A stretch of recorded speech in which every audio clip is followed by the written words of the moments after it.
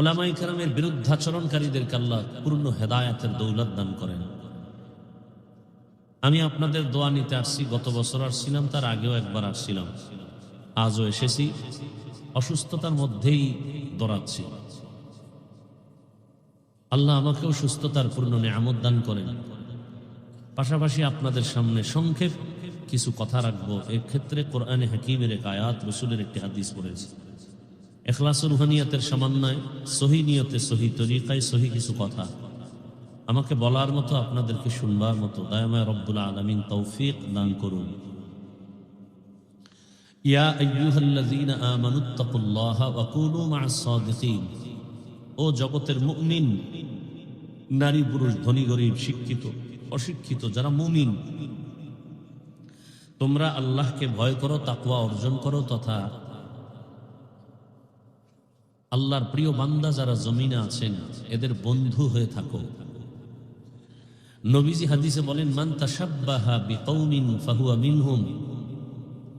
দুনিয়াতে যে ব্যক্তি যেই দলের সাথে সম্পর্ক রাখবে, যে কওমের সাথে উঠা বসা, চলাফেরা, ভালোবাসা রাখবে, হাসরের দিন তার সাথেই তার উঠতে হবে। তর্জমা শেষ।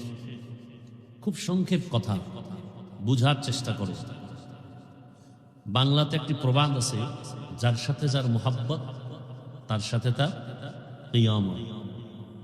রসুল কি বলছেন? যেই ব্যক্তির সম্পর্ক যেই দলের সাথে, যেই কওমের সাথে উঠা বসা, চলাফেরা, ভালোবাসা, কিয়ামতে তাদের সাথেই উঠবে।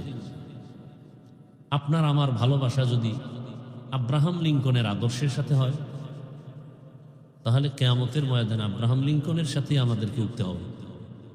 কথা বুঝার চেষ্টা করি। আপনার আমার ভালোবাসা, উঠা বসা, চলাফেরা, অল টাইম যদি এই ভালোবাসাটা মাও সেতুনের আদর্শের সাথে হয়, লেনিনের আদর্শের সাথে হয়, কালমার্সের আদর্শের সাথে হয়, এদের সাথেই হাসরের দিন উঠতে হবে। আপনার আমার সম্পর্কটা কেউ যদি মনে করে কি বলে, বাংলাদেশের আদর্শ বিক্রি করেনওয়ালা এরশাদ সাহেবের আদর্শের সৈনিক আছে না, এরা উঠতে বসতে সর্বত্র প্রচেষ্টা চালায়, আমরা এরশাদ সাহেবের আদর্শ বাস্তবায়ন করব। কিয়ামতের দিন ওই আদর্শ নিয়ে যারা চলবে, হাসরের দিন তাদের সাথেই হাসর হবে। কেউ যদি শেখ মুজিবুর রহমান সাহেবের আদর্শের সৈনিক বলে উঠা বসা চলাফেরা করে, এটাই ভালোবাসার মূল থিম হয়, সব বিষয় কে জানে? আল্লাহ তো ভালো জানে, তার সাথেই হাসর হবে। কিছু আল্লাহর বান্দা আছে মদিনার আদর্শ ভালো লাগে না, এই জন্য চুল কাটছে ক্রিকেটারের আদর্শ অনুযায়ী, চুলগুলো ওভাবে, পোশাকটা সেভাবে, দাড়ি রাখে না, ফট করে রেখে দিছে একেবারে নিচে অংশ। কি ভাষা বলে? একটা স্টাইল করেছে, দাড়ি রেখে নেই। কি স্টাইল কেন? বলে আন্তর্জাতিক মানের খেলোয়াড়দের স্টাইল। কিয়ামতের দিন খেলোয়াড়দের সাথেই তোমাকে উঠতে হবে। আর যার ভালোবাসা আল্লাহর সাথে, রসুলের সাথে, কোরআন হাদিস, উলামায়ে কেরামের সাথে, কিয়ামতের দিন রসুলের সাথে, ওলামাদের সাথেই তার হাসর হবে। যার সাথে যার মুহাব্বত তার সাথে তার কিয়ামত। খুব খেয়াল করবেন, আমি যতটুকু কথা বলবো আপনাদের সামনে, আমার মূল একটা বিষয়কে আমি মাথায় রেখে কথা বলবো। সেটা হলো আমার জীবনের মূল ইসলাম, আমার জীবনের মূল কোরআন, আমার জীবনের মূল আল্লাহ এবং রসুল। আমি সেই বিষয়টাকে মাথায় রেখে কথা বলবো, এবং ইসলাম, কোরআন হাদিস যা বলে আমি ওই বিষয়ে চেষ্টা করব শালীন ভাষায় বলার জন্য। কোরআন হাদিসের সব বয়ান করা যায় না, যদি হুবহু বয়ান করতে থাকি তাহলে এখানে প্রত্যেকটা মানুষের কলিজা পুড়িয়া ছাই হয়ে যাবে। কারণ সব হলো রুগী, সব কি রুগী। ওই মাগরিবের পরে বয়ান করছি নবীনগর ওই অঞ্চলে, মনে হয় সম্ভবত, ওখানে বলেছিলাম না, ওখানে না, গতকাল, যে আমার কাছে কোরআন হাদিসের বাইরেও বয়ান আছে। কোরআন হাদিসের বাইরে বয়ান করলে কারো দিলে কষ্ট লাগবে না, মজার বয়ান আছে। আর কোরআন হাদিসের ভেতর দিয়ে বয়ান করলে কলিজা ছিদ্র হয়ে যাবে। সব বয়ান বেনামাজির বিরুদ্ধে, সব বয়ান সুদখোরের বিরুদ্ধে, সব বয়ান বেপরদাওয়ালার বিরুদ্ধে, কোরআন হাদিসের সব বয়ান দুর্নীতিবাজের বিরুদ্ধে, কোরআন হাদিসের সব বয়ান জালেম, ধর্ষক, খুনি, এদের বিরুদ্ধে, চোরের বিরুদ্ধে, ডাকাতের বিরুদ্ধে। এখন আমি কোরআন হাদিসের ভেতর থেকে যদি আমি আয়াত করি আর বয়ান করি, তাহলে আমার তো ওই বয়ানটা করতে হবে। আমরা তো চিকিৎসক, হসপিটালে চিকিৎসা হয়, অপারেশন হয় দেহের, কোরআনের বাগানে হসপিটালে অপারেশন হয় রুহের। তাহলে ডাক্তারের কাছে রুগী গেলে রোগ আছে পাঁচটা রোগের ঔষধ ডাক্তার প্রাথমিকভাবে দিবে না। কোন রোগটা বড় ওইটা আগে ঠান্ডা করি, এরপরে বাকি রোগের চিকিৎসা। ঠিক এমনি আমাদের রুহের মধ্যে রোগ অভাব নাই, এর মধ্যে বড় রোগ কোনগুলো যেই রোগের কারণে পার্শ্ব প্রতিক্রিয়ায় আরো রোগ জন্ম নিবে, অন্য ভালো জিনিস নষ্ট করে ফেলবে। কথা বুঝাইতে পারতেছি? হ্যাঁ, বুঝবেন। বয়ান আপনারা সবাই জানেন, কিন্তু বুঝের অভাব। কিসের অভাব ভাই? বুঝের অভাব। না হয় আপনি মুসলমান, আমিও মুসলমান, নাকি সন্দেহ? আপনার আল্লাহ আমার আল্লাহ দুই না এক? কোরআন, নবী, হাদিস, ধর্ম, কালেমা, কাবা, পৃথিবীতে আসার সিস্টেম, বিদায়বেলা কাফনের সংখ্যা, আমাকেও 3 কাফন, আপনাকেও 3 কাফন। আমার সম্মানে একটা কাফন কেউ বাড়ায় দিবে। গরিব মরে গেছে, তার দুর্বলতার কারণে একটা কাফন কম হবে, কালার হবে আলাদা, তাও এক। কি কালার হবে? সাদা। আমাদের হুজুরদের কালারটা হবে আলাদা, সব এক। আমার দেশে কালার নিয়েও ঝগড়া চলে, চলে না? চলে না? তুমি সবুজ পরো না কেন? তুমি কালো পরো না কেন? তুমি সাদা পরো কেন? এরকম কালার নিয়েও ঝগড়া। আমাদের জীবনের শেষ বিদায়ের কাফনের কালার সবার এক। কবরের সাইজ একটু ব্যবধান না, তাও এক।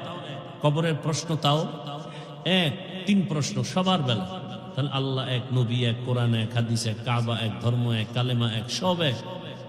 অথচ বুঝটা কত দুর্বল আপনার। দেখেন, আমিও মুসলমান, আমিও ইসলাম ধর্মের মানুষ, আপনিও ইসলাম ধর্মের মানুষ, অথচ আমি টুপি খুলতে চাই না আর আপনি টুপি দিতে চান না। আপনাকে আলাদা টুপির ফজিলতের বয়ান দিতে হয় আমাকে। আমি নামাজ ছাড়তে চাই না, আপনি নামাজ পড়তে চান না। পড়েন না তো পড়েনি না, আবার বলেন নামাজ না পড়লে কি হবে, দিল পরিষ্কার।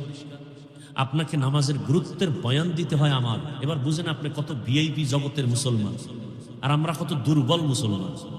আপনি মসজিদে না ঢুকলে, আমরা ঢুকলে শান্তি, না ঢুকলে লজ্জা। আর আপনি কেমন মুসলমান?